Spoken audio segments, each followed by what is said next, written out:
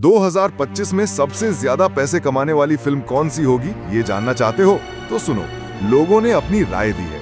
90% लोगों का कहना है कि कुली और वॉर 2 कमाल करेंगी। कुछ लोग कांतारा चैप्टर 1 को भी टॉप पर देख रहे हैं। लेकिन अगर मुझसे पूछो तो मेरा जवाब सुनकर हैरान हो जाओगे। एक ऐसी फिल्म जो 10 साल पहले आई थी, वो शायद 2025 में सारी रिकॉर्ड तोड़ सकती है।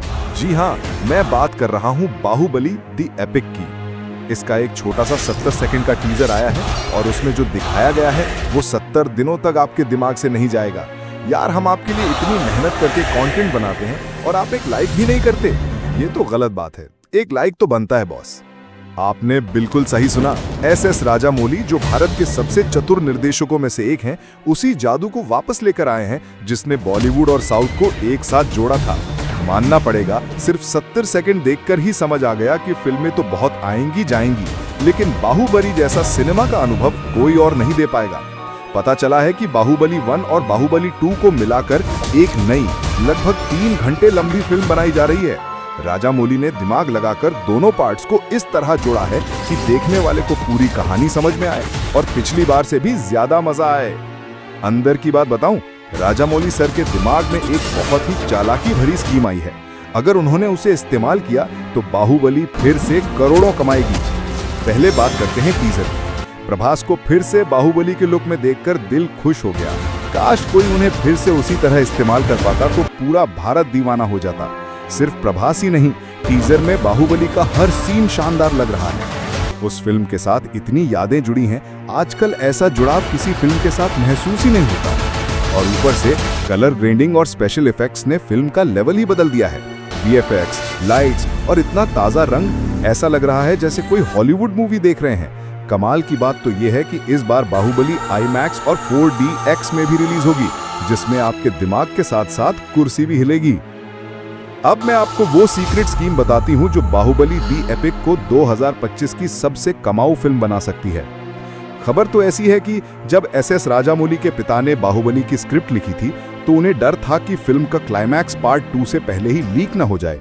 इसलिए उन्होंने बाहुबली के 3-4 अलग-अलग एंडिंग शूट किए थे, जिनमें से सिर्फ एक का इस्तेमाल हुआ और भारतीय सिनेमा हमेशा के लिए बदल गया।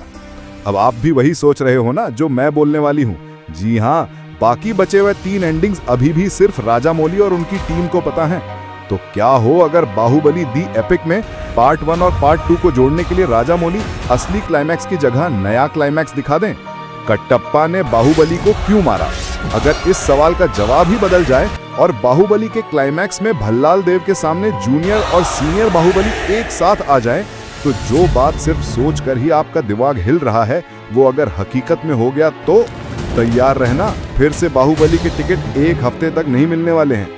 अगर बाहुबली की एंडिंग बदलती है तो सोशल मीडिया पर ऐसा धमाका होगा कि बॉक्स ऑफिस कांप जाएगा और प्रभास के स्टारडम का दूसरा जन्म हो जाएगा।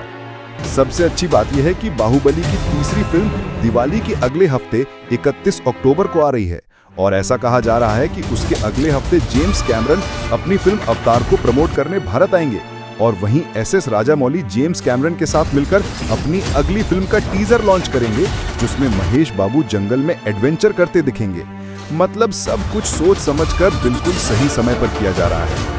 अपने पास्ट के दम पर अपनी फ्यूचर फिल्म का हाइप बनाना कोई इनसे सीखे। फिलहाल आप एक काम करो, जाकर बाहुबली द एपिक का छोटा सा टीजर देख लो। वहां जो मिलेगा वो सिर्फ एक नमूना है, असली पिक्चर तो अक्टूबर में आएगी। और अगर वो डिफरेंट एंडिंग वाला आइडिया सच निकला तो मुझे नहीं लगता कि दुनिया का कोई रिकॉर्ड बाहुबली के सामने टिक पाएगा। बॉक्स ऑफिस चकनाचूर हो जाएगा।